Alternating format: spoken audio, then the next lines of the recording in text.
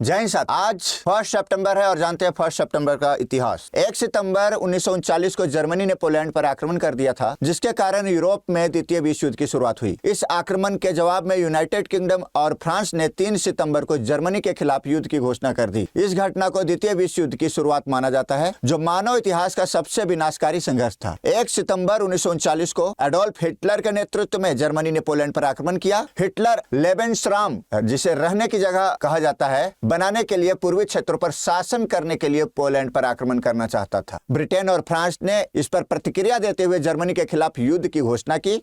Germany ने इस आक्रमण के लिए ब्लिट्जक्रिग नामक एक नई रणनीति अपनाई, जिसमें हवाई हमले और तेजी से टैंकों के माध्यम से दुश्मन की रेखाओं को तोड़ना शामिल था। भारतीय मानक समय IST को इसी दिन 1 सितंबर 1947 को भारत सरकार द्वारा आधिकारिक समय के रूप में अपनाया गया था।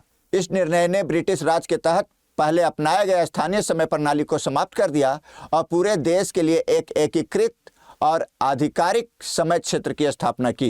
स्वतंत्रता के बाद देश को एकल समय के तहत लाने के लिए IST को अपनाया गया। यह प्रशासनिक और आर्थिक व्यवस्थाओं के लिए अधिक प्रभावी था। भारतीय मानक समय को 82.5 डिग्री पूर्वी देशांतर पर आधारित किया जाता है। यह देशांतर रेखा इलाहाबाद, जो कि अब प्रयागराज के नाम से जाना जाता है, के पास मिर्जापुर से होकर गुजरती है, जिससे इसकी गणना की जाती है। यह ग्रीनविच मीन टाइम से 5 घंटे और 30 मिनट आगे है। धन्यवाद। इस तरह की खबरों के लिए जुड़े रहिए बिहार अड्डा 24/7 के साथ।